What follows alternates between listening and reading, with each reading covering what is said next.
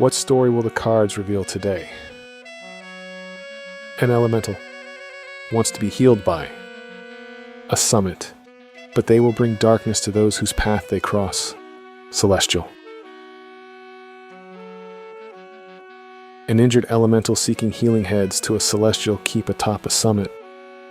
Yet as they tend to his wounds, he realizes those who have helped ease his pain are suffering by the same hands who injured him. At least that's my take on this draw. What story would you spin with this seed?